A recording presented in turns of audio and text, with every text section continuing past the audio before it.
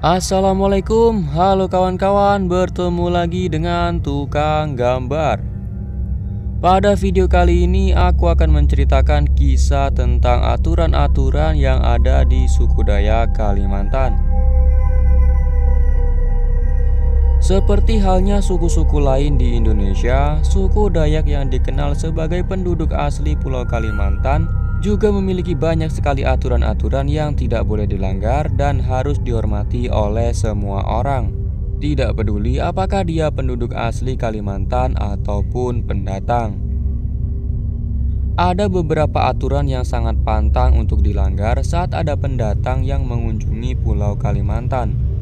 Seperti dilarang menghina patung-patung kayu yang ada di sana, dilarang merendahkan orang Dayak, dan tidak boleh bermain-main dengan mandau. Dan juga ada larangan untuk tidak boleh menggoda gadis Dayak, terlebih jika sampai menyakiti mereka. Konon katanya, siapapun yang berani melanggar aturan-aturan tersebut, mereka akan tertimpa masalah besar. Bahkan ada sebuah cerita yang mengatakan bahwa siapapun yang berani menggoda atau menyakiti gadis Dayak, maka ia akan kehilangan kemaluannya secara misterius.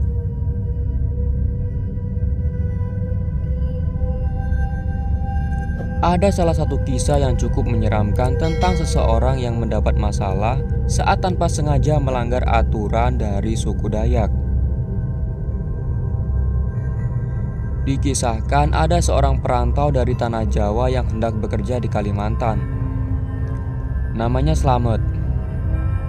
Menurut cerita, tempat kerja Slamet berada di dalam hutan.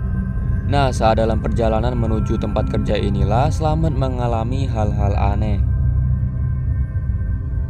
Jadi ada sebuah aturan yang melarang bagi siapapun untuk membuang makanan atau sampah secara sembarangan di dalam hutan.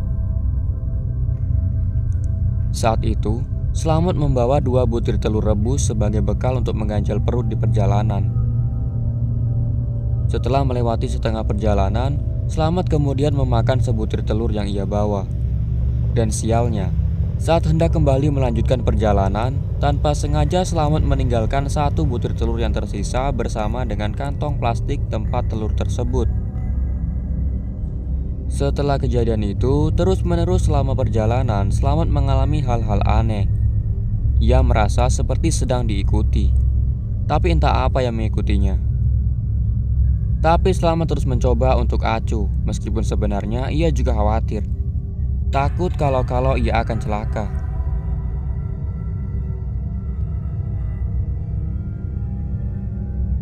Sesampainya di tempat ia bekerja, barulah Slamet bercerita kepada temannya tentang kejadian yang baru saja ia alami. Temannya yang kebetulan memang warga setempat, akhirnya memberitahu kepada Slamet tentang larangan-larangan adat di hutan tersebut. Setelah mendengar penjelasan dari temannya itulah, Slamet kemudian teringat akan bekal yang ia bawa. Dan kemudian langsung bergegas mengambil kembali bekal yang sempat tertinggal di hutan. Dan benar saja, setelah ia mengambil bekal yang tak sengaja ia tinggalkan, Slamet tidak lagi merasa diikuti. Percaya atau tidak percaya, hal-hal mistis memang selalu ada di setiap daerah. Dan setiap daerah pasti memiliki aturan-aturannya sendiri. Tugas kita sebagai pendatang adalah menghormati aturan-aturan tersebut, terlepas dari percaya atau tidaknya kita dengan hal-hal mitos di daerah tersebut.